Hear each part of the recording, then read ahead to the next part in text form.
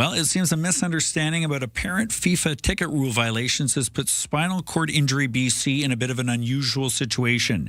The charity says it was forced to cancel a raffle for a pair of World Cup tickets after receiving a letter from lawyers representing FIFA. Spinal Cord Injury BC now says it has since refunded raffle participants and listed the match tickets on FIFA's official resale site. Executive Director Chris McBride is on the line to talk about it now. Chris, thanks for being here. Thank you very much for having me, Rob. Yeah, this when I heard about the story this morning, I'll confess it. There's nothing that really sits well about it for anyone, I don't think. Can you kind of talk us through what exactly happened with this situation? Sure. Yeah, I mean, as folks know, it's becoming harder and harder to raise a revenue these days, and we just saw this FIFA experience here in Vancouver as an opportunity to have some fun with providing our supporters an opportunity to bid on some tickets. And so we bought a couple of tickets to the Egypt versus New Zealand game, posted that on a online raffle platform, and just a few days later received a cease and desist notice from FIFA's lawyers. How did they find out about it? Like, what brought it to their attention, do you think? Are they scouring the internet for anyone using their name or tickets? It's not clear exactly how they identified us, but I think it's pretty clear that they are scouring the internet for trademark violations and ticket resale violations. We are speaking to Chris McBride, the Executive Director of Spinal Cord Injury BC. If you wanted to call in, I'm sure you could weigh in with a comment. We're at 250-386-1161, or you could simply text us at 71010. We're hearing about how Spinal Cord Injury BC had started a raffle with 2 tickets. Did you guys buy the tickets? I assume that's what happened. Somebody purchased the tickets and then put them up as a charitable raffle to raise a bit of money by way of donations? Yeah, that's correct. And we shared that information out to our support base and for the opportunity to participate in the raffle. And, it's clear we were naive in terms of our approach to this, I think. Did receive the letter, the 9-page letter from Lipkus Law outlining how we were in violation of the trademark pieces and the ticket resale pieces. I read, and you can weigh in on this or confirm it or not, that you're not disputing the rules, and I suppose you're not even saying, yeah, we were in violation of the rules. Did you realize you were in violation of the rules, but just think, as I think many people might have thought, well, it's just not going to be something that FIFA needs to weigh in on, or how did that unfold? No, I think we were fairly naive going into this, and so when we did receive the letter, we fully acknowledged that we were in violation of their policies and rules, and we thought it's probably easier just to shut this down than it is to try to go back to FIFA and see if we could make a situation work. So that is an awkward, unfortunate situation. So you had raised how much money? It was north of $2,000 through donations? Yeah, to the date that we shut it down, there was $2,300 raised, and we weren't anticipating making a whole lot more than that. Maybe we were thinking optimistically somewhere in the $3,000 to $5,000 range would be great. So the idea is somebody, I could. How much were raffle tickets? People probably were spending $20. Yeah, $50. So for a single raffle ticket, it was $10. You could buy 20 for $100. Yeah, that's a fun raffle because, as we all know, the cost of FIFA tickets is very high. So what's the plan now? Have you had to return the money to everybody who wanted to donate for this cause or have a chance to win tickets to the game? Yeah, when we shut down the raffle, which is basically immediately after receiving the notice, we immediately refunded everybody the money that they spent on the tickets, and we put the FIFA tickets themselves up for sale on the official FIFA Marketplace resale platform. Is there kind of some expense that means at the end of the day you'll ultimately lose money as a result, or are you going to just be able to break even? How's that going to work? Yeah, I mean there's processing fees that will be out. I mean it'll be a few $100s from that, and from the raffle component and from the FIFA ticket sale component. But I will say we've had a very supportive response from our membership and our community. And we've received a number of donations that are more than making up for any losses that we would have incurred from this. Well, that's good news. That is, one would hope that would be the reaction. This is the Spinal Cord Injury BC organization. Can you maybe tell us what the money you were hoping to raise would go towards? What kind of benefits would be achieved through this? Yeah, for sure. So we are a provincial charitable nonprofit that helps people with spinal cord injuries and other physical disabilities and their families adjust, adapt, and thrive, as they deal with a new injury or struggle with the ongoing challenges of living and aging with a physical disability. So the funds raised, we're going to support primarily through our peer support programs and our information services programs.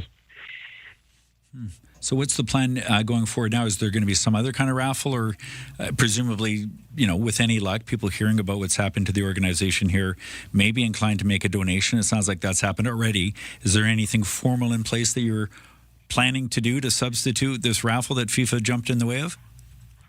Well, we do run some online 50-50 raffles throughout the year, so those will continue. We just thought this was a unique opportunity to take advantage of the World Cup being here in Vancouver, and as I said, provide a fun way for some of our supporters to bid on the chance to actually attend a game. With ticket prices being as high as they are, we knew a lot of our supporters wouldn't be able to afford the tickets, so this might be a fun way for them to engage.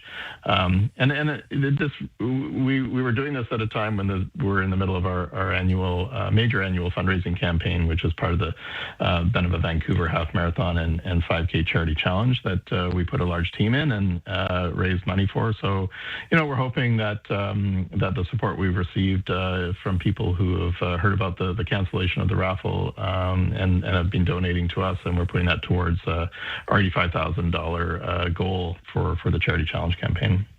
I'm Rob Buffam, sitting in for Adam Sterling. You're listening to CFAX 1070, and we're speaking at the moment with Chris McBride, who is the Executive Director, Spinal Cord Injury BC, talking about a situation where their organization thought they could raise a bit of money for Spinal Cord Injury BC by way of a raffle with two otherwise very expensive tickets to see a World Cup game that people could buy a ticket for as little as $10.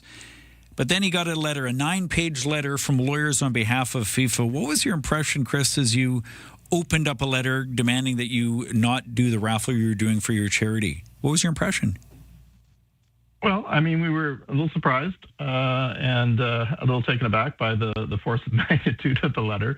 But as I said earlier, we accepted what was the contents of that letter and how we were offside with the FIFA trademark and ticketing violation. So, we didn't really have much. We have to focus our energy on the services that we deliver and raising funds for our major campaigns. So, we didn't really feel like we could spend a lot of time and energy trying to make this work with FIFA, and we're disappointed, I guess, ultimately that a small little charity like ours couldn't take advantage of an opportunity, a unique opportunity, with FIFA being here. When you say force and magnitude of the letter, were they threatening to take legal action if you didn't comply with what they were demanding you do and not raffle these tickets off? It was more of a cease and desist letter and clearly outlining where we were offside and with some steps that we needed to take to be in compliance. Well, not to be in compliance, to basically shut it down. And so that's what we did. You're taking the high road on this, saying, listen, we've got better ways to spend our energy and better focuses of our time. So I don't know if you're going to want to weigh in on this, but when you think about what FIFA is charging people to go to games and some of the demands they're making, how do you feel about it? Has this changed your perception of Vancouver hosting 7 games for the World Cup? Is it something that's going to be a positive contribution to the community? I'm a fan of international football. I've played the sport all my life. I've coached. I was excited about the opportunity for FIFA to come here. I think there has been a growing sentiment towards FIFA that is increasingly negative, given those high ticket prices, given all the barriers and all the demands that they put on a host city like ours. So, I think I love soccer. I'm no fan of FIFA. I think that moves like this just help to reinforce that negative view that people have of FIFA. If people want to get a view of your organization and understand what you guys do, because obviously the money you're raising is going to an important goal, where can they go if they want to learn more about Spinal Cord Injury BC and any fundraising efforts that might be taking place? Yeah, thanks, Rob. The best way is to go to our website, which is sci-bc.ca. SCI being spinal cord injury, -bc.ca. There's information about our Charity Challenge campaign right there on the homepage. And we've got tons of resources and information, that help people with disabilities live well in the province. So it's very rich in resources that, beyond just the fundraising piece, is a really good set of resources for people to learn from. Good. And in terms of how many people you access, it's a small organization you mentioned, but how many people are you able to help with what you guys do? Yeah, I mean, through various means, at least 2,800 folks participate in our peer support services and our information services every year, and we get hundreds of thousands, up to 300,000 page views on our website every year. So, a highly utilized set of information resources that we have, and a toll-free info line that people can call and talk to real-life people to get answers about living well with spinal cord injury and other physical disabilities in the province. And when you talk about peer support, what does that look like? Is that somebody that you call? Is it counseling? Is it therapy? What sort of services are available to somebody who may be listening and thinking it would be valuable to avail themselves of what you guys do?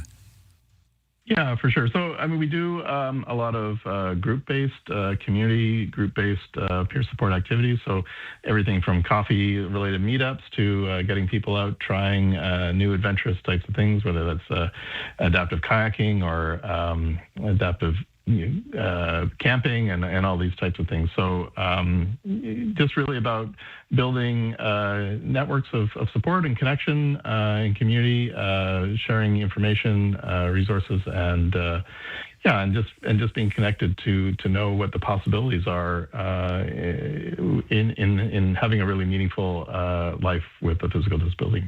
Chris, thanks for your time. Thanks for sharing this with us. I appreciate it.